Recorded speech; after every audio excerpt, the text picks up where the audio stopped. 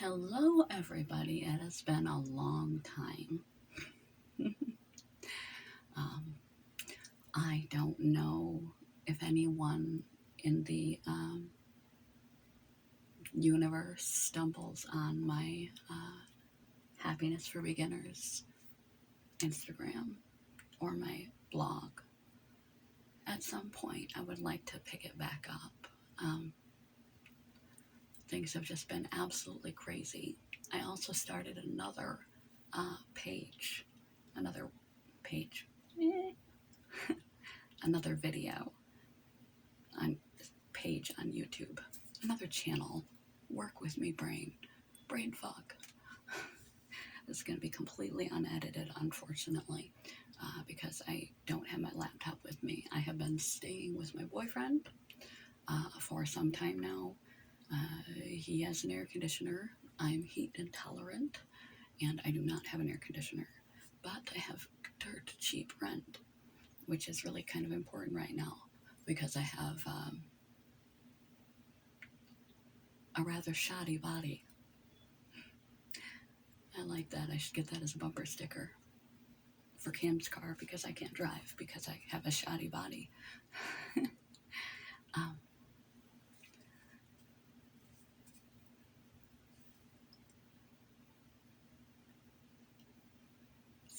Not that I am not working to be the happiest that I could possibly be, given everything that has gone on in the last 3 years, and especially the last year, and then the last few months on top of it. But sometimes your circumstances justify being unhappy. And if you try to force yourself to do more than you can do, to be positive all the time, to completely disregard your own needs, to not find a balance in your life, to not do self-care, not appreciate and expect and accept all the human emotions, radical acceptance. It is what it is. Don't do toxic positivity, but feelings aren't facts. Relinquishing your identity, being willing to accept change, adapt to change as change comes. Change can come good or bad. Sometimes change comes bad, that's out of your control. You have to accept it, and not just accept it, radically accept it, because radical acceptance doesn't mean that you like what it is, doesn't mean you condone what it is, doesn't mean you're not angry about what it is, doesn't mean you're not grieving, doesn't mean you're not in pain over what's happening to you, what difficult circumstances have landed in your lap, especially if they're not of your own doing. It means that the sky is blue as we see it in our eye spectrum of color. It means that I have red hair right now. That's my natural hair color. It means that I was born feminine, female. It means that this is a plastic bottled water. I really need to get a better water bottle. I lost one and the only other one's at work. So I'm wasting plastic, but at least I reuse them when I do spring for something. This is an Arnold Palmer Light. Little caffeine and sugar boost for all these appointments I've been trying to keep up with. But chronic illness is intrinsically tied to your happiness. Chronic physical and mental illnesses are inextricably intertwined with your happiness. because your health is your happiness. You can only do and be and become and live out the life to the extent your body allows you to do it.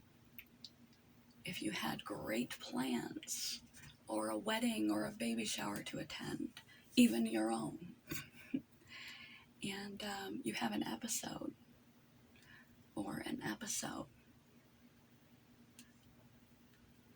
you can't do it. It's not mind over matter. If you're over the toilet vomiting over and over and over and over again, no amount of willpower or positive self-talk is going to prevent you from cyclical vomiting. It is what it is. It's just a fact. Doesn't mean you like it, but you have to accept what is before you can even begin to move on to step 2, which is adapting. And you have to go through the grieving process of losing your hobbies and interests and people. You lose a lot when you have chronic physical or mental illnesses that are severe and debilitating. You have to grieve those losses and grieve the loss of the person you were, the life you had every day in the present, and any forward dreams that you had that are now not possible, at least not in the way that you originally conceived of, because of the change in your circumstances, like your chronic illness, like motherhood. I'm about to have at minimum a hysterectomy, at maximum a radical hysterectomy where they take out everything, and I'll be on hormone replacement therapy and start treatments. If I wanted a baby, I can't have one because my uterus is gone, will be as soon as possible gone. It's not possible for me. This is a change in my circumstance, outside of my control. And had I had that dream as one of my future dreams, this literally stops me from making that happen for myself in the way I might have envisioned previously to getting ill or having this difficult period in my life that changes everything. But maybe I can still have the outcome that I wanted. I'll just have to take a different route. I could always adopt. There's a lot of kids that end up aging out of foster care. They spend their whole life in foster care. They don't know what it's like to have parents. They're just as worthy of a home, just as worthy of love as anything that would have popped out of me. So I could still be a mother if I wanted to. I just have to acknowledge that it cannot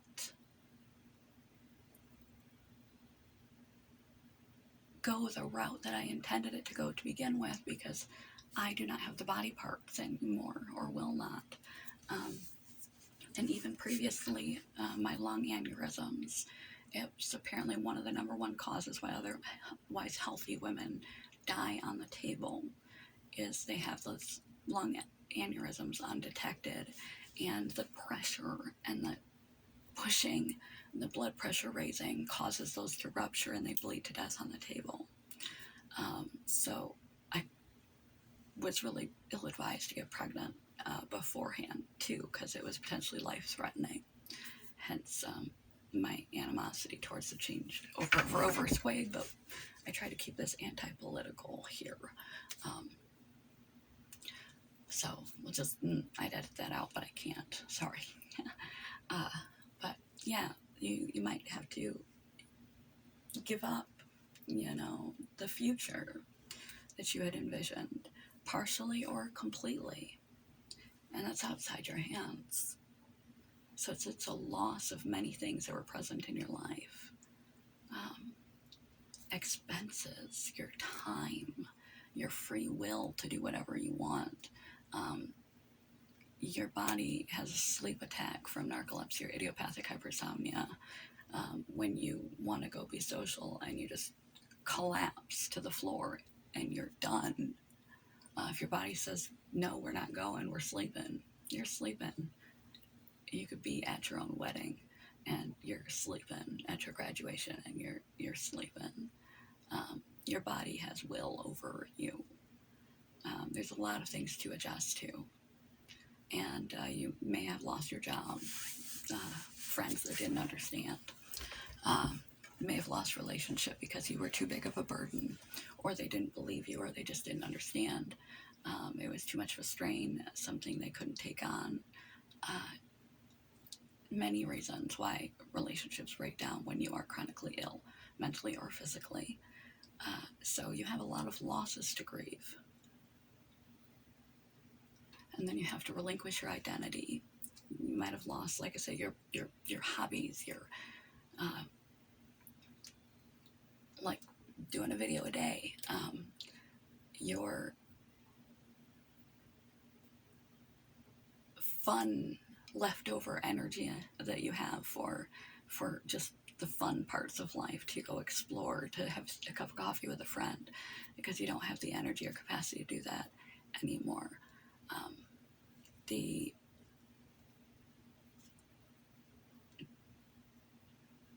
day to day, you lost your life. There was a chapter before you got ill, and then there's a chapter since you got ill. And it's like, I may as well fallen asleep last night and woke up as a man. It is that different. Your life is that different. I didn't understand that until I got chronically ill. No aspect of my life is untouched by my illness. Everything is touched by my illness. And it doesn't get easier, it only gets harder.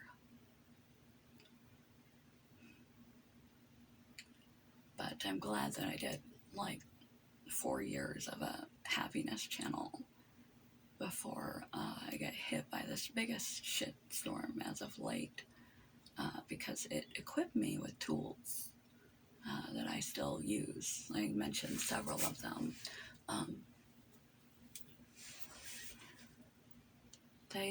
Radical acceptance, adapting to changes, loosening your tether to your identity, and to try to draw your value from inside, your self-worth from inside, rather than external sources of happiness or esteem, so that we feel validated, so we feel worthwhile as people, and worthwhile in society, our careers, and because we were a student, because we were this, because we were that, and we can no longer be that all at the same time, and all these losses are all at the same time. You may feel worthless, either worthless or totally worthless, and that's just not the case. You're just as valuable. It's like Cinderella, the Cinderella one I did. You're just as valuable scrubbing the floors for your evil twin stepsisters as you are up in the castle with the prince. Whether you're high or low in your life, and whether, like with chronic illness or severe debilitating mental illness, you will always be low from henceforth. This is an incurable condition. This is how it is. It's just how it is. Radical acceptance.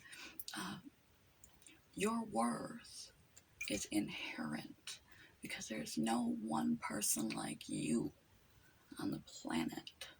You are the only one who can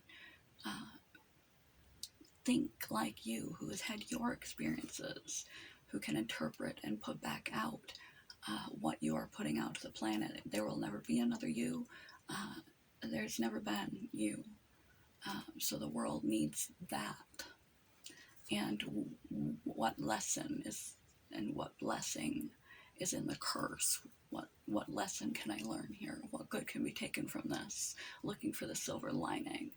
And that's why I've anchored highly to Instagram, is because just like one of my primary obstacles for mental health solely, happiness channel was very fitting. Now that predominantly I'm dealing with physical illness 24/7, 365, like it never stops. And that's really hard for people to understand, that you never feel well. And it's hard to come to grips with that you will never feel well again for the rest of your life. It's a hard pill to swallow. And I swallow a lot of pills now. But radical acceptance. And I had a major point, but I kind of lost it in my train of thought there. But yeah, I'm having a major brain blankage. In chronic illness world, they call that brain fog.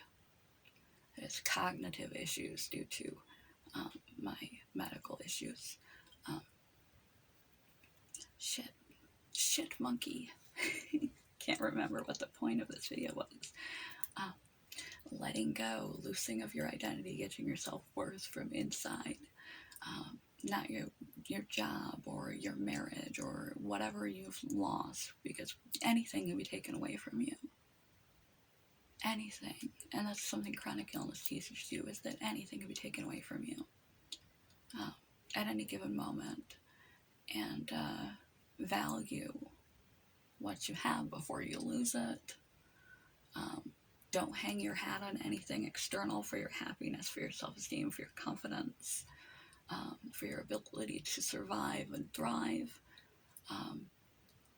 to deal with difficult times, even if they're permanent, because everything else can be taken away from you until your last breath, and you can't be taken away from you. So you need to fortify that inside. You will have spare time to do a lot of thinking, a lot of inner work.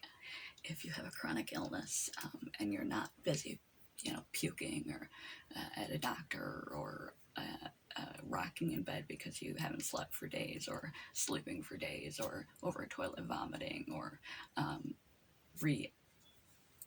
readjusting your equipment and checking your blood sugar, and the rest. If you're not busy doing all the rest, and you don't need to do a million things that have gotten behind, or spend time with anyone so they don't just completely vanish from your life, or take a shower, that extra time. You have extra time to think. Usually when you're laying awake at night with insomnia. But all that's lost leaves a vacuum. Let that vacuum be self-growth, be internal work. On Instagram, I was able to begin to do the same sort of things that I'm doing for physical health, that I did with this channel for mental health and mental stability and quality of life. And I left the link in my Instagram because a lot of it portends to chronic illness as well. The emotional intelligence is highly underrated. It will help you withstand this thing we call chronic illness, psychological or physical, especially if you're dealing with one that is so permanent, so debilitating, so encompassing that it's an everyday friend. It's like having another voice in your head. It never shuts up. It's always there. You're going to have to accept it, learn to get along with it, and work with it, and see through its lies, and deal with all the negativity that comes from it, and the constant obstacles. And emotional intelligence can help with that. So can giving back, trying to give back, which is why I allocated my Instagram to that, so that I can give back and DM people when they need encouragement. I just started a group clubhouse app that you can download free from any app place, any app store. The Clubhouse app, ad-free, and it's free. And look for me, MECFS support group. Might be MECFS post-viral support group. You can find links on my Instagram, Brenna Merkel. If you want to join Clubhouse and chat anything about anything. And dang it, I forgot my tie-through. See, this is why I don't do this anymore. Yeah, I can message people and give them support through DMing, direct messaging back and forth, or the Clubhouse, or other ways of passing good along into the world, and highlighting other people that are doing it as well. And it also is a very supportive community for me. I get back as much as I give. And so giving back, using your pain for your purpose, and realizing that no matter how small your footprint, it's significant. My Instagram is small, like my channel, but I have helped people. They've told me as much. And if you help one person breathe a little easier, you're doing things right. So find community. It's always been important. We need community to stay alive physically as well as emotionally. They keep our immune system stronger.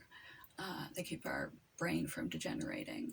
There's a lot of positive, happy chemicals from hugging and human interaction. Sorry, I got lipstick on my teeth. It's driving me nuts. Because I have dry mouth. Either a symptom, not sure yet. Dry mouth and dry eye a lot. Or a side effect of the medication. But my lipstick likes to stick right there to my overbite.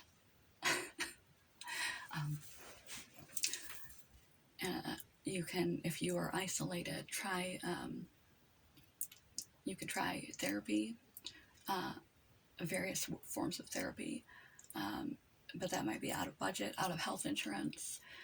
Try contacting your local churches. It's an unusual but potential source of support. Service work is a big part of the right kind of churches.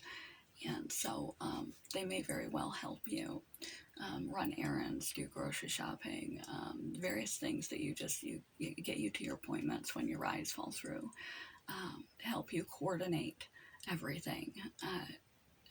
They might, be there when you have to have a surgery, so you don't have to have it alone. Seek support from the right people. Don't carry the burden alone. Don't block your negative emotions. Recognize the grief cycle too will go on and on and on, just like it does when we lose somebody. Then comes the first Christmas, the first anniversary. Then comes when other people get married and they're not there to be getting married themselves. So on and so on and so on. It will come back periodically.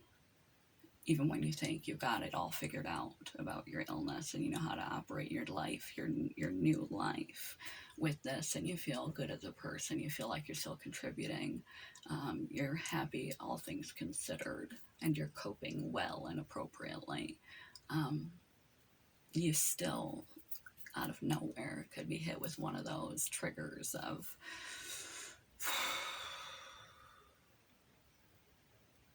the grief cycle all over again.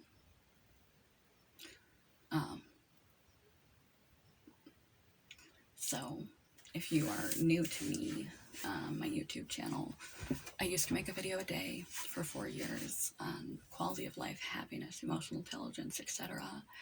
And then I couldn't keep up because of my illness.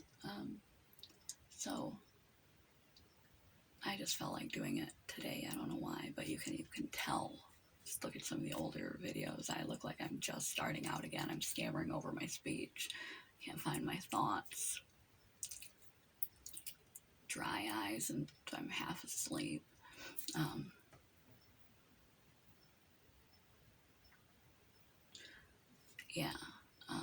Can't keep a train of thought long enough to make a video, but I tried. Because I wouldn't mind if you two mingled my chronic illness group and my uh, happiness channel group, because I think it could be helpful. Something I said somewhere when I was healthy, and positive, could be useful. Anything that's not useful, throw it away. And I want some of you happiness challenged people to come to my chronic illness Instagram, and other chronic illness Instagrams, and to educate yourself on the realities that many people, many young, normal looking people, live through indefinitely every single day. I didn't get my eyes opened or enlightened in that way until I was sick myself. But you can do it ahead of time, and you will be ever more grateful for that which you have. Don't wait like me until the rug is pulled out from under you and it's lost to be grateful for that which you have. Chronic illness grows your gratitude big time, even in your suffering, because you're grateful for the good moments when you feel relatively well, and the good things in your life that still are. So that happens when you lose a lot. We become very appreciative. When we have it, we take it for granted. So don't be like me. Learn about chronic illness if you're healthy, and recognize we are so susceptible. We are so fragile.